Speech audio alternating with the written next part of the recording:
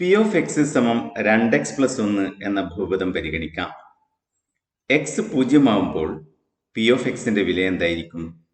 2 ഗുണിക്കണം 0 പ്ലസ് 1 അഥവാ 1 അല്ലേ? അതായത് പി ഓഫ് 0 എന്നത് 1 ആണ്. ഇതുപോലെ പി ഓഫ് 1 എന്നത് 2 ഗുണിക്കണം 1 പ്ലസ് 1 അഥവാ 3 ആയിരിക്കും.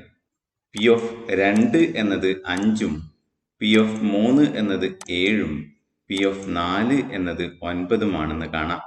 പി ഓഫ് 0 1 ആണ്. വിലങ്ങനെയുള്ള വരയിലെ 0-ത്തിൽ നിന്ന് 1 യൂണിറ്റ് ഉയരമുള്ള ഒരു ലംബം വരക്കാം. പി ഓഫ് 1 3 ആണ്. വിലങ്ങനെയുള്ള വരയിലെ 1-ൽ നിന്ന് 3 യൂണിറ്റ് ഉയരമുള്ള മറ്റൊരു ലംബം വരക്കാം. ഇതുപോലെ പി ഓഫ് 2 5ഉം പി ഓഫ് 3 7ഉം പി ഓഫ് 4 9ഉമാണ്. 2-ൽ നിന്നും 5 യൂണിറ്റ് ഉയരമുള്ള ഒരു ലംബവും 3-ൽ നിന്ന് 7 യൂണിറ്റ് ഉയരമുള്ള ഒരു ലംബവും 4-ൽ നിന്ന് 9 യൂണിറ്റ് ഉയരമുള്ള ഒരു ലംബവും വരക്കാം.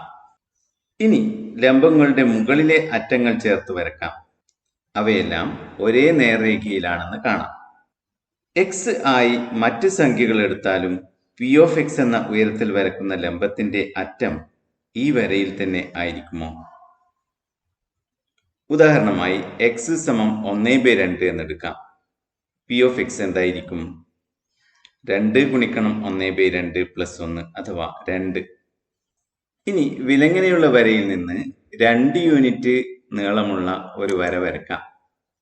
ഈ വരയെ നമുക്ക് ലംബമായി നിർത്തി നോക്കാം.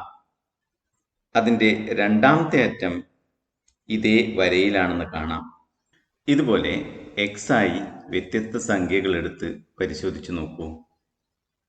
എക്സ് ഏത് സംഖ്യയായാലും പി ഓഫ് എക്സ് എന്ന ഉയരത്തിൽ വരക്കുന്ന ലംബത്തിന്റെ അറ്റം ഈ വരയിൽ തന്നെ ആയിരിക്കും. ഈ വരയെ പി ഓഫ് എക്സ് സമം 2x പ്ലസ് 1 എന്ന ബഹുപദത്തിന്റെ ചിത്രരൂപം അഥവാ ഗ്രാഫ് എന്നാണ് പറയുന്നത്.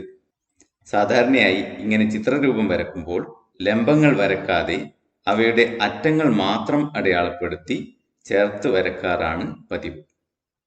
ഇതുപോലെ ഏത് ഒന്നാംകൃതി ബഹുപദത്തിന്റെയും ചിത്രരൂപം നേർവരയാണെന്ന് കാണാം.